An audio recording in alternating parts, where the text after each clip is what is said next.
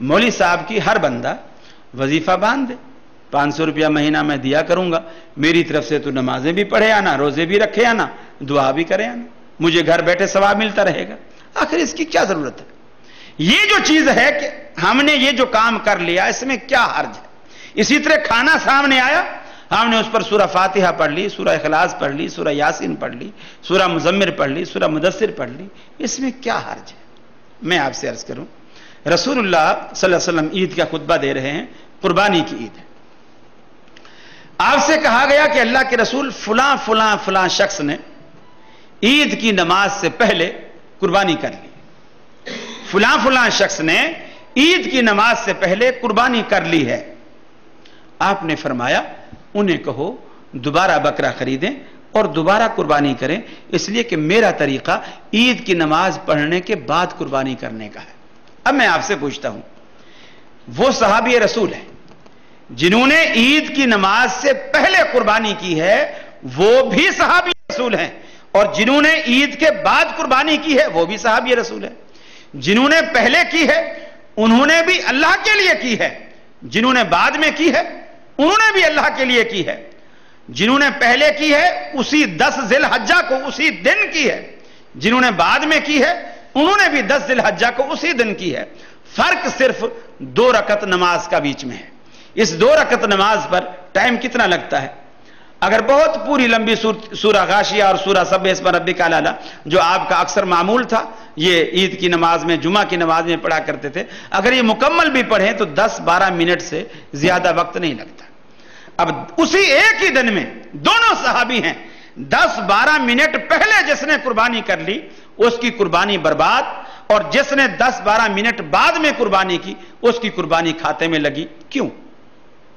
यह फर्क किस चीज का है? फर्क सिर्फ यही है, जिसने पहले की उसने मोहम्मद रसूलुल्लाह सल्लल्लाहु अलैहि वसल्लम के तरीके के खिलाफ किया, और आपके तरीके के खिलाफ होना ही उसके गैर मकबूल होने की दलील। और जिसने आप ईद की नमाज के बाद कुर्बानी की उसने मोहम्मद रसूलुल्लाह सल्लल्लाहु अलैहि वसल्लम के तरीके के मुताबिक की, और आपके तरीके की मुआफकत में होना ही उस अमल के कबूल होने की अलामत और दलील है। आप यही कोशिश कीजिए, आपने हुक्म भी यही किया, नमाज के बारे में भी देखो आप यही हुक्म है, सल्लू कमा रअयतुमूनी उसल्ली, नमाज उसी तरह पढ़ो जिस तरह तुमने मुझे पढ़ते हुए देखा है। ईद का मैदान है, अल्लाह के रसूल तशरीफ फरमा है, सहाबा किराम बैठे हैं, लोगों का इंतजार हो रहा है। घड़ियां नहीं होती थी, किसी को वक्त नहीं दिया जाता था कि जी 9 बजे ईद की नमाज खड़ी होगी, 8 बजे खड़ी होगी। बस लोग जब आ गए, पिंडाल भर गया तो ईद की नमाज पढ़ा दी। अल्लाह के रसूल बैठे हैं, सहाबा बैठे हैं, वुजू से बैठे हैं। एक सहाबी के दिल में ख्याल आया कि यार ये ईद का दिन जो है ये बड़ा मुबारक दिन है और मुसलमानों के लिए बड़ा खुशी का दिन है, और इस दिन अल्लाह रब्बुल आलमीन भी अपने बंदों से राजी हुआ होता है। क्योंकि रमजान के रोजे रख कर बंदा जब ईद के दिन आ बैठता है तो वह ऐसे लगता है जैसे पूरा महीना उसने मजदूरी की है और आज अल्लाह के दरबार में मजदूरी लेने आया बैठा है। तो थोड़ा सा उसने बेसब्री का मुजाहरा किया कि मैं क्यों ना मजदूरी थोड़ी सी पहले ले लूं या थोड़ी सी ज्यादा ले लूं। खड़े होकर उसने अल्लाह अकबर कहकर नफिल पढ़ने शुरू कर दी। हजरत अली रज़ियल्लाहु ताला अन्हु उठे, उसे कहा भाई ये तूने क्या पढ़े हैं? मैंने नफिल पढ़े हैं।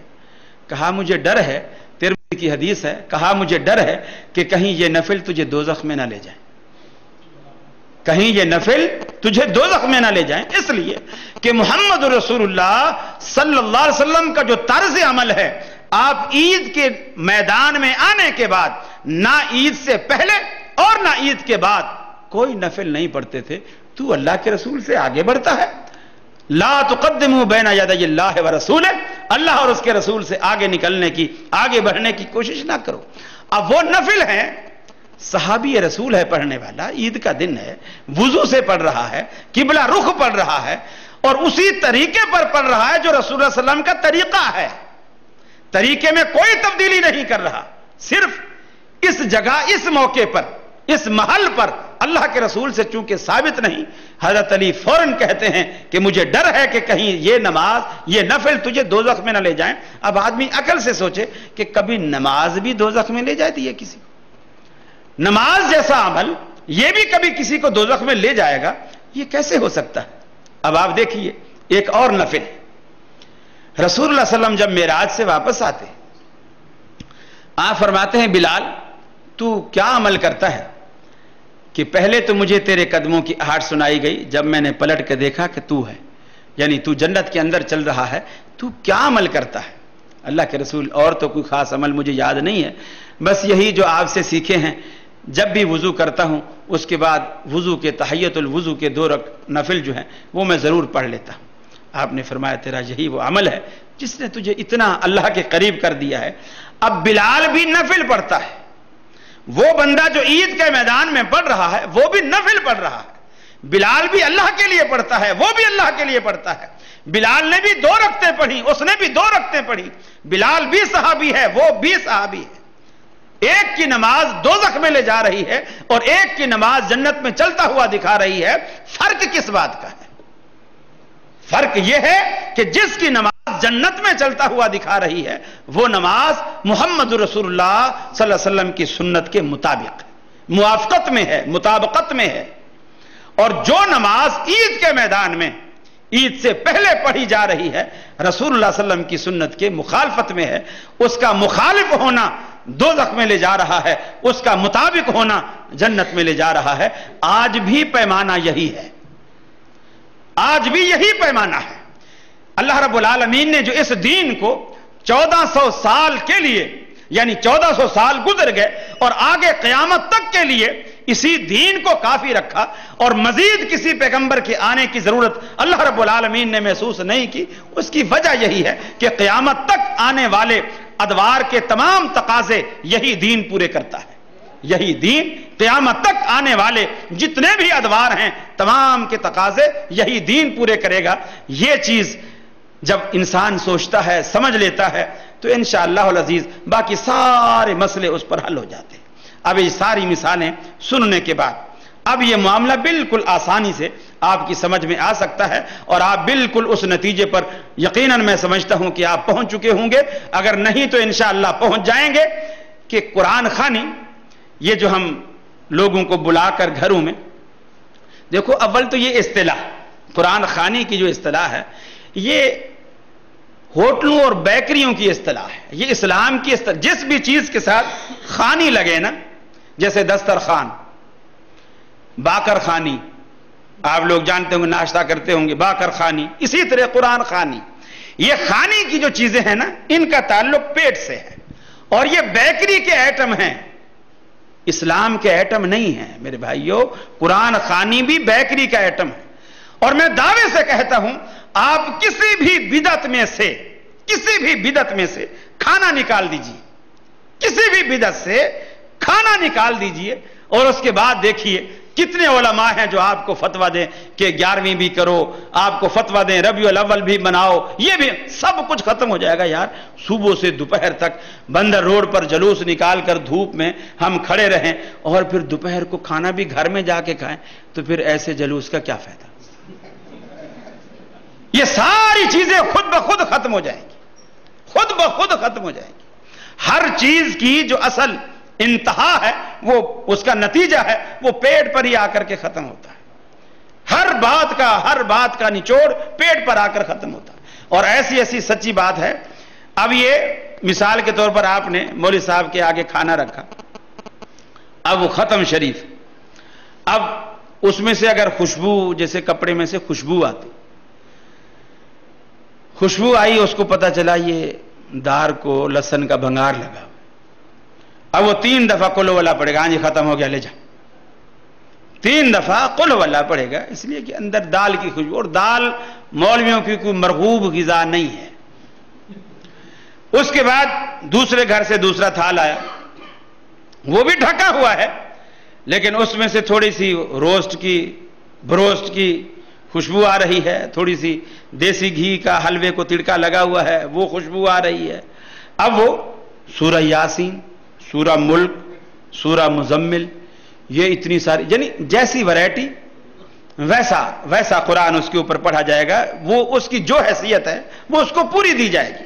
اب اس کے اوپر یہ ساری چیزیں پڑھی جائیں گی، اس کے بعد وہ لے کر جائیں گے اور باقی دیگ میں ڈالیں گے، اس کو ملائیں گے، وہ کریں گے۔ میرے بھائیوں، یہ چیزیں بالکل خرافات ہیں۔ مجھے اچھی طرح یاد ہے، ہم دیوبندیوں کے ہاں پڑھتے تھے، کسی کے ہاں فوتگی ہوتی، لوگ استاد جی کے پاس آتے اور آ کر کے کہتے استاد جی کوئی طالب علم ہمارے پاس 10-12 طالب علم بھیج دو، ہماری نانی فوت ہو گئی، ہم نے قرآن خوانی کروانی۔ کوئی آ کے کہتا کہ جی ہماری نانی دادا فوت ہو گئی، ہم نے آیت کریمہ کا ختم کروانا ہے، چلے جاتے تھے۔ اب مدرسے کا نظام ایسا تھا، آج کل تو ماشاءاللہ ایسا فینسی نظام ہو گیا ہے، باورچی مدارس کے اندر ہوتے ہیں، کھانے پینے کا انتظام اچھا ہوتا ہے۔ جب اس دور میں ایسا ہوتا تھا، یہ باورچی وغیرہ کا انتظام مدارس میں نہیں ہوتا تھا، بلکہ گھروں والے کھانا بھیجتے تھے، یا طالب علم گھر سے کھانا لے کر آ کر بڑے برتن میں سارا اکٹھا کرتے تھے، استاد جی اسے مکس کرتے تھے اور مکس کر کے پھر اس کو بچوں کو حصہ بقدر جسہ کے تحت اس کو بانٹتے تھے۔ روٹیاں بھی گن کے دی جاتی تھی، بھی اس کا اتنا قد کاٹ ہے، اس کو 2 روٹیاں، اس کو 1.5 روٹی، اس کو آدھی روٹی، اس کو 1 روٹی، اس حساب سے۔ اب کبھی ایسا بھی ہوتا ہے چھوٹے کو بڑے سے زیادہ بھوک لگتی، تو ایسا بڑا یعنی ایک ہوتا تھا۔ اور یہ بھی کہ آپ نے دیکھا ہوگا مولویوں کی اکثر توندیں نکلی ہوئی ہوتی ہیں، گردنیں موٹی ہوتی ہیں۔ اس کی بھی ایک مین وجہ یہی ہوتی ہے کہ جب ہر گھر سے کسی سے گوشت، کسی سے دال، کسی کے ہاں سے ساگ، کسی کے ہاں سے سبزی، کسی کے ہاں سے کڑی، کسی کے ہاں سے کچھ، وہ ساری جب اتنے سارے وٹامنز ایک جگہ روزانہ اس کو ملیں گے تو گردنیں تو پھولیں گی۔ باقی آدمی گھر میں روزانہ جو کھاتا ہے ایک آدھ چیز، کتنا بھی مالدار ہو زیادہ تر 2 چیزیں بنا لے گا، اب اس کو وہ قوت روزانہ میسر نہیں ہوتی جو ان کو وہاں میسر ہوتی۔ اب ہم بڑا انتظار کیا کرتے تھے کہ یار کوئی دعوت شاوت آئے اور کہیں کوئی بلاوا آئے، وہاں ہم جائیں، تاکہ ایک چیز کھانے کو دل چاہتا تھا کہ یہ مکس روز روز مکس کھاتے ہیں، کوئی ایک چیز ملے، آلو ملے، بھلے گوشت ملے، دال ملے، ایک چیز ملے۔ اب وہ بلاتے تھے، اب استاد جی نے کبھی 10-12 لڑکے چھانٹ کے بھیج دیے۔ اب اگر وہ آیت کریمہ کا ختم ہے تو وہ گٹھلیاں ہوتی تھیں گھسی پٹی، اب وہ تھیلی بھری ہوتی تھی، کیا ہے جی 1.25 لاکھ گٹھلیاں ہیں، وہ بھی بغل میں ڈالی اور چلے جا رہے ہیں۔ اب وہاں سفید چادر بچھائی اور اس کے اوپر گٹھلیاں ڈال دی۔ یا اگر قرآن خوانی کا ختم ہے تو وہ قرآن کے سپارے ایک پارا جلد کیا ہوا ہوتا تھا، وہ سب میں بانٹ دیتے۔ یقین مانیے طلباء اتنی بے ایمانی کرتے، بس ایسے ورق کھولا، یوں دیکھا وہ ورق پلٹ دیا، یوں دیکھا ورق پلٹ دیا، کچھ پڑا کچھ بھی نہیں۔ اچھا اب گٹھلیاں پڑھ رہے ہیں، اب ایک گٹھلی ڈالی اور اس پہ پورا لا الہ الا انت سبحانک انی کنت من الظالمین، اب اتنی دیر لگ رہی ہے ایک گٹھلی پہ۔ یا کسی نے کہا جی درود کا ختم کرانا ہے، اب اللہم صلی اللہ پورا اتنا لمبا درود ہے، بڑی دیر لگ رہی ہے۔ اب صبح بیٹھے ہیں 8 بجے سے بیٹھے ہیں، 11 بج گئے ہیں، ابھی تک سمجھو آدھی ڈھیری بھی نہیں۔ بڑی پریشانی کہ یار یہ تو 4 بج جائیں گے، یہ تو مدرسے سے زیادہ مہنگا کھانا پڑا ہمیں یہاں تو اب ہم اسے گھر والے سے کہتے ہیں کہ بھی یار پیاس ویاس لگی ہے، تھوڑا سا پانی وانی لا، چونکہ وہ بھی ساتھ بیٹھ کے پڑھتا تھا۔ اب وہ پانی وانی لینے کے لیے گھر میں چلا گیا۔ بچے کیا کرتے، ایسے چلو بھرا، اللہم صلی علی محمد، اللہم صلی علی محمد۔ اب وہ جو ایک گٹھلی اٹھا رہے تھے، اب وہ سارا چلو بھر کے اب وہ جیسے پانی لے کر آئے، ڈھیری ختم۔ استاد جی بھی ساتھ، جو ہمارے بڑے مانیٹر ہوتے، کبھی کوئی استاد ساتھ ہوتا، ماشاءاللہ جی بچوں نے بڑی ہمت کی، چلو جی دسترخوان لگاؤ جی، اللہ قبول کرے جی، یہ کرے جی، وہ کرے جی۔ اس کے بعد وہ کچھ بچوں کی جیب خرچ کے طور پر بھی 5 روپے 2 روپے 4 روپے بچوں کو جو خوش کرنے کے لیے وہ دے دیتے تھے۔ یقین مانیے اگر انہوں نے کھانا اچھا کھلایا ہوتا اور پیسے بھی زیادہ دیے ہوتے، ہم سارا راستہ یہی دعا کرتے، اللہ کرے ان کا کوئی اور مرے، اللہ کرے ان کا کوئی اور مرے۔ میرے بھائیو، پیسہ بھی لٹاتے ہیں، خرچ بھی کرتے ہیں، اور بجائے دعا کے بد دعا لیتے ہیں۔ یہ ثمرہ ہے خلاف سنت کام کرنے کا۔ خلاف سنت جب انسان کرتا ہے، اللہ رب العالمین اس کو ایسی سزا دیتا ہے۔ دیکھیے قرآن مجید پڑھیے، قرآن مجید پڑھنے سے کوئی نہیں روکتا، آپ گھر میں روزانہ قرآن پڑھیے۔ اس کو آپ اگر قرآن خوانی کا نام دیتے ہیں تو ہمیں کوئی اعتراض نہیں، آپ روزانہ قرآن گھر میں پڑھیے، بچوں سے کہیے روزانہ فجر کو اٹھ کر قرآن مجید، فجر کی نماز کے بعد قرآن مجید پڑھے، 1 پارہ، آدھا پارہ، پاؤ پارہ، جتنا اللہ توفیق دے اس کو روزانہ ایک معمول بنا لے۔ لوگوں نے دکانوں پر حافظ باندھے ہوئے ہیں۔